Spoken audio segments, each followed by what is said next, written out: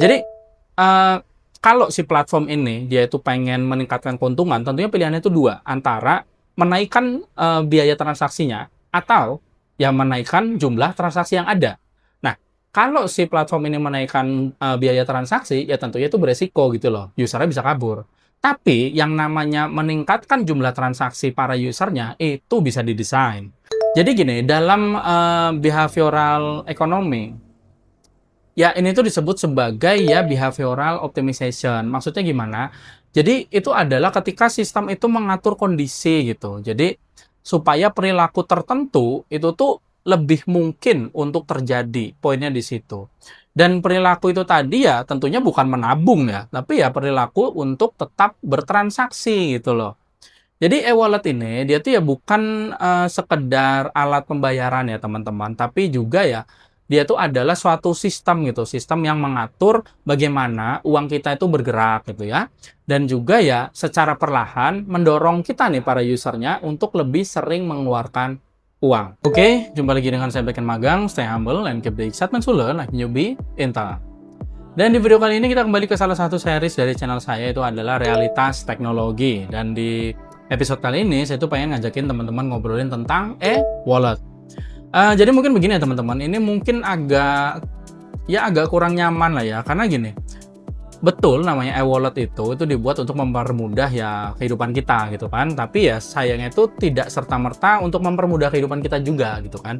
Jadi sebenarnya e-wallet itu ya dia tuh dibuat untuk membuat kita nih sebagai usernya itu lebih sering mengeluarkan uang, di situ poinnya. Dan kalau misalnya teman-teman mulai ya merasa gitu ya kayak jadi semakin boros gitu sejak menggunakan e-wallet, apalagi sering make gitu kan. Itu memang bukan kebetulan, itu tuh adalah hasil dari sebuah desain. Di mana desain itu ya desain yang dihitung, desain yang diuji, dan juga desain yang selalu dioptimalkan. Jadi bagaimana pembahasannya? Simak video sampai habis, dan biar nggak banyak cincong, kita langsung aja let's get it on. Please like, share, comment, and subscribe.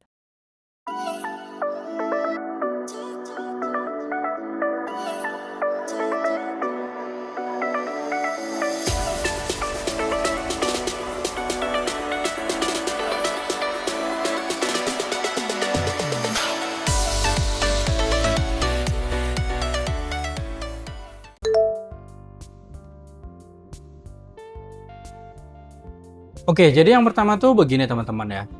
Kita mulai dari hal yang paling dasarnya dulu, yaitu dalam behavioral economy itu tuh ada suatu konsep yang disebut sebagai pain of paying. Maksudnya gimana? Maksudnya itu adalah saat misalkan kita itu lagi bayar pakai uang tunai gitu ya. Di situ tuh ya otak kita tuh merasakan kehilangan gitu loh. Ada resistensi di situ, dan juga ya ada rasa ya gampang itu aduh sayang nih ngeluarin duit segini. Nah, seperti itu. Nah, tapi sekarang coba teman-teman bandingkan gitu kan dengan ya satu kali klik di aplikasi e-wallet yang teman-teman pakai. Ya di situ mostly nggak akan ada rasa sakit gitu loh, dan juga ya nggak ada resistensi, dan nggak ada jeda untuk mikir dulu bahkan gitu ya. Jadi itulah yang disebut sebagai ya abstraction of value. Maksudnya apa? Jadi nilai uang itu tuh dipisahkan dari ya bentuk nyatanya gitu loh. Nah, ketika uang itu hanya menjadi sebuah angka aja dalam aplikasi-aplikasi yang kita pakai ini gitu kan, ya otak kita tuh berhenti jadinya untuk ya memperlakukannya itu sebagai sesuatu yang hilang. Di situ poinnya. Jadi di titik itu ya kita tuh nggak sedang membayar, gampangannya seperti itu, tapi ya kita tuh sedang menekan tombol aja rasanya.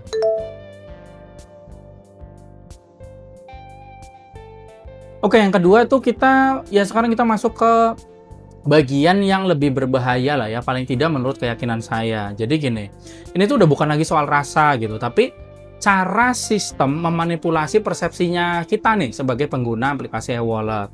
Jadi kita tuh akan masuk ke yang namanya framing effect. Maksudnya gimana? Jadi framing effect ini dia itu menjelaskan bahwa ya angka yang sama itu tuh bisa terasa berbeda gitu loh. Tergantung bagaimana cara dia ditampilkan. Di situ poinnya ya. Jadi kalau misalnya teman-teman tuh harus mengeluarkan 1 juta misalnya dalam satu kali transaksi, itu tuh akan terasa mahal gitu loh. Tapi kalau itu dijadikan 30.000 per hari, ya itu tentu rasanya jadi ringan gitu. Padahal kan sama aja gitu ya. Jadi ini tuh dirumuskan dirumuskan sebagai ya perceived cost itu sama dengan total cost per fragment. Jadi maksudnya apa ya, perceived cost itu tadi itu sama dengan ya si total cost dibagi jumlah pecahannya gitu loh. Jadi yang diubah itu bukan harganya gitu loh, tapi yang diubah adalah ya cara otak kita ini untuk memahami harga, di situ poinnya. Jadi misalkan tuh kayak kalau dalam aplikasi e-wallet itu ya, ada kayak misalnya top up kecil gitu ya, terus juga cashback yang bertahap, terus juga ya mungkin kadang kita dikasih diskon gitu yang terasa besar, padahal ya nggak besar gitu kan. Itu tuh bukan sekedar suatu desain UI gitu loh, itu bukan itu doang, tapi itu juga sebuah desain perilaku gitu loh.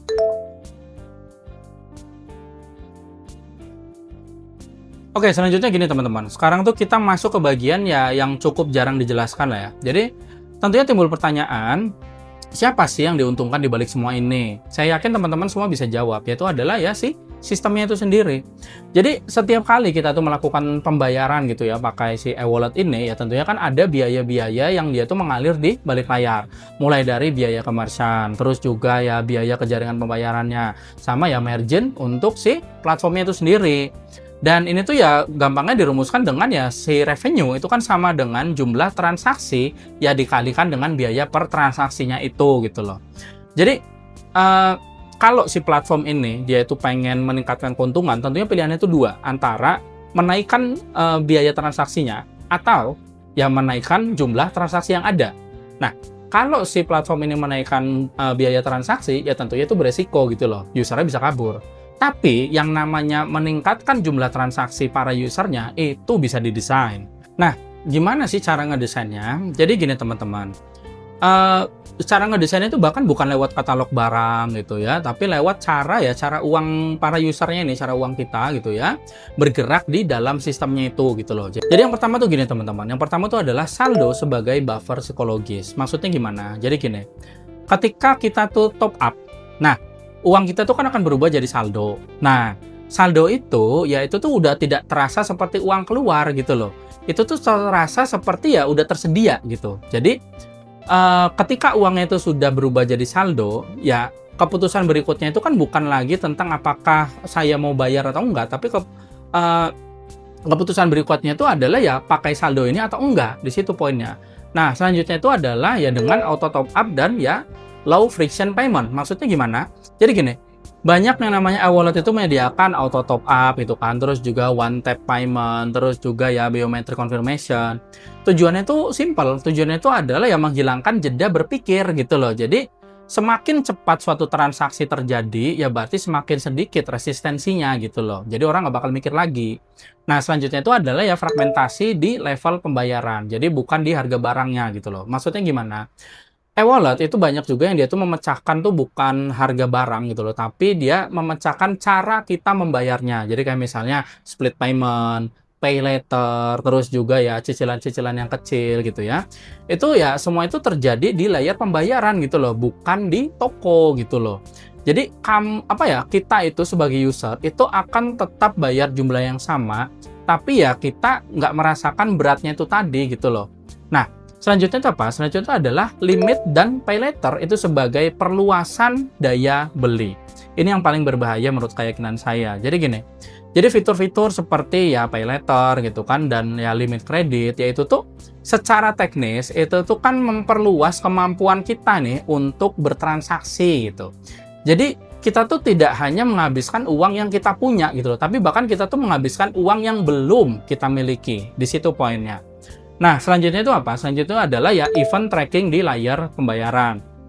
Jadi, namanya di sistem-sistem digital, semua kegiatan user seperti yang saya udah sering jelaskan di video-video sebelumnya, itu tuh ya di tracking gitu loh. Jadi, setiap hal itu kan dicatat gitu, kapan kita top up, terus juga berapa nominal rata-ratanya gitu kan, terus juga ya kapan kita itu kehabisan saldo, terus juga kapan kita tuh akhirnya menggunakan pay later ya.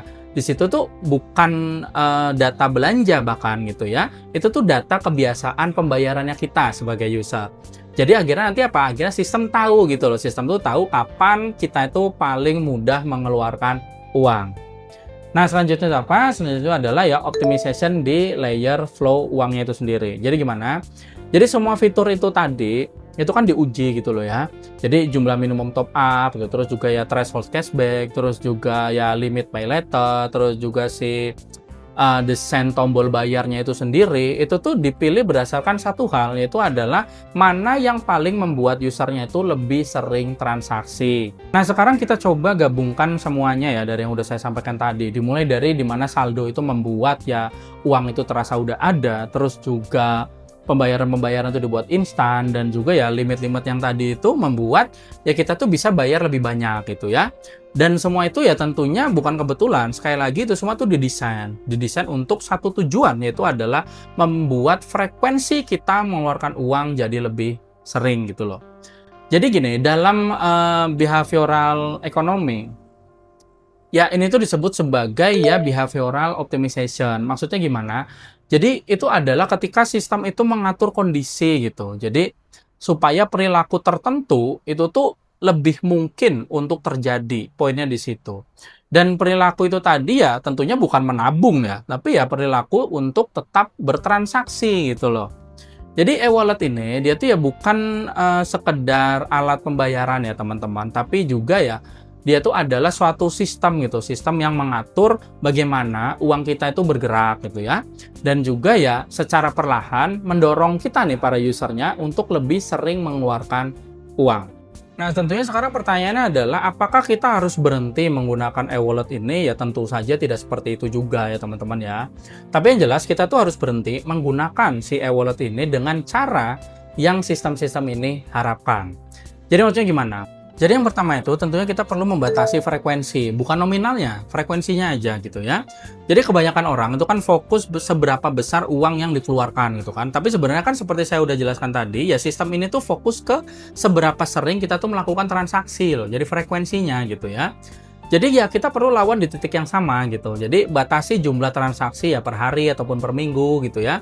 Karena setiap transaksi itu kan ya peluang si sistem ini untuk menghasilkan uang dari kita sebagai usernya. Nah, selanjutnya itu apa? Selanjutnya itu adalah ya curigai semua kemudahan-kemudahan yang ada gitu. Kalau sesuatu itu terasa terlalu mudah, ya itu bukan kebetulan gitu kan. Itu ya adalah satu strategi. Jadi dalam sistem seperti ini tuh, kemudahan itu menjadi strategi di mana semakin kita tuh mudah melakukan pembayaran gitu kan, ya semakin besar kemungkinan kita tuh nggak berpikir dulu untuk bayar gitu ya. Nah, selanjutnya itu apa? Selanjutnya itu adalah ya jangan gunakan fitur-fitur yang memperluas daya beli tanpa sadar. Ini yang paling berbahaya.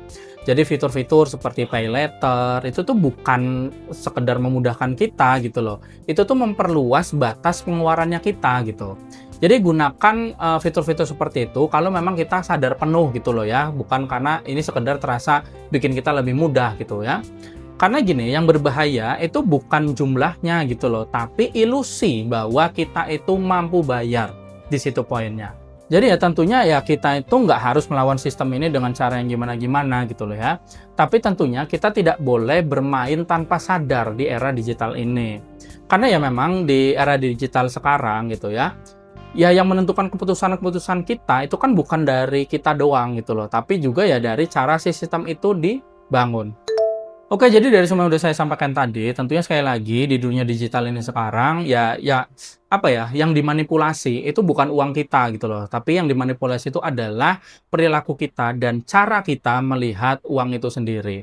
Ya jadi kalau di situ kita tidak sadar ya tentunya kita tidak hanya menggunakan sistem, tapi justru kita yang digunakan oleh sistem. Jadi kira-kira itu aja yang saya sampaikan. Saya harap ini bermanfaat untuk teman-teman semua. Thank you for watching dan salam back end magang.